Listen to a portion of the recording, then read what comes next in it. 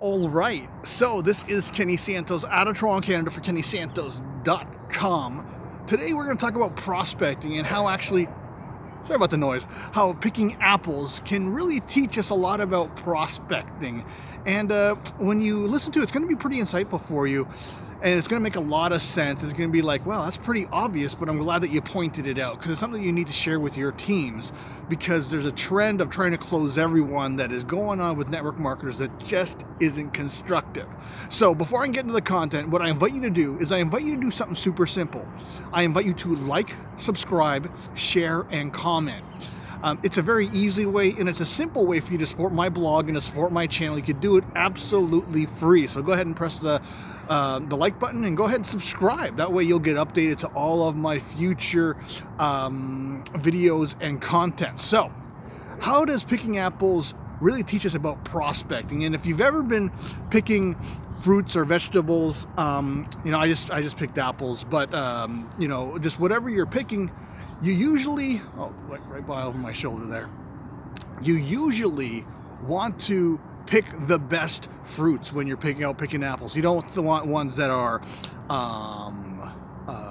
rotten, or you don't want ones that aren't really ripe. You don't want ones that are bruised. You want the perfect ones. You want the good ones. And then when you see an apple that you like, you go ahead and you toss it into the basket or the bag that you're using. And if you see an apple that you don't like, you kind of just throw it aside because you don't want it. And the same should be true when it comes to prospecting.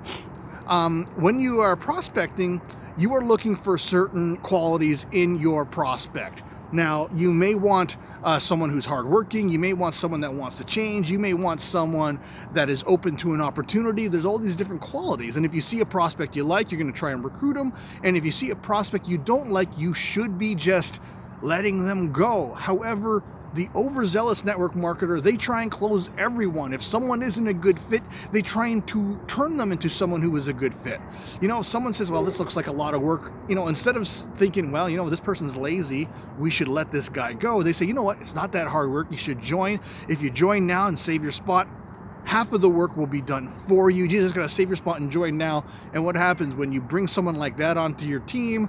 They end up not working because you told them it was easy. You told them that the work would be done for them, and then they end up quitting.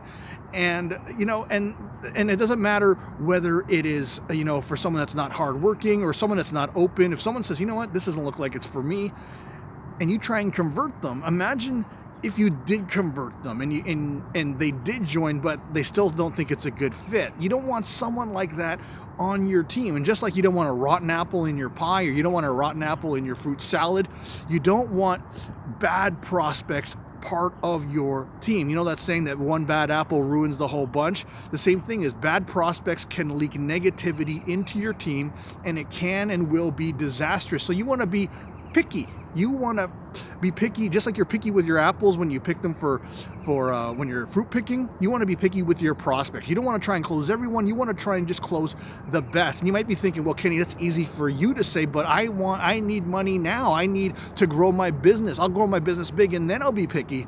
You can't do that. You cannot decide. You become a leader by being a leader. Before you're leading a whole team.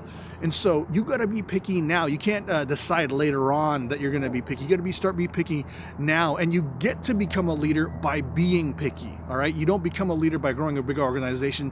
You become a leader by being picky, because then you will recruit people that will flourish, that they will in turn be picky, and they will only recruit the big leaders, or I shouldn't say the big leaders, but someone, the more quality prospects. And then you have a team full of quality people. If you are just kind of trying to close everyone, you're going to have a ragtag group of people.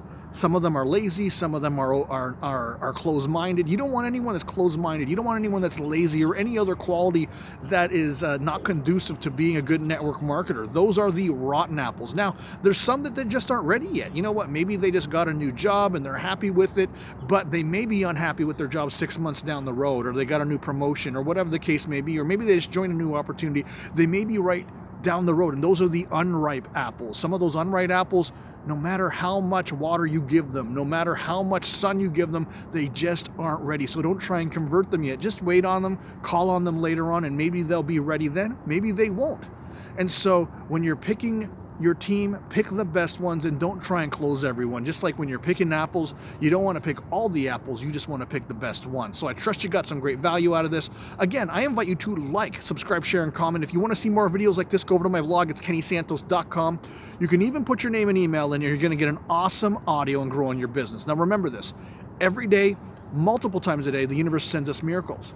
We only got to do two things about that. We got to recognize those miracles. And then, of course, my favorite part, we get to accept those miracles. All right, take care and create a great day.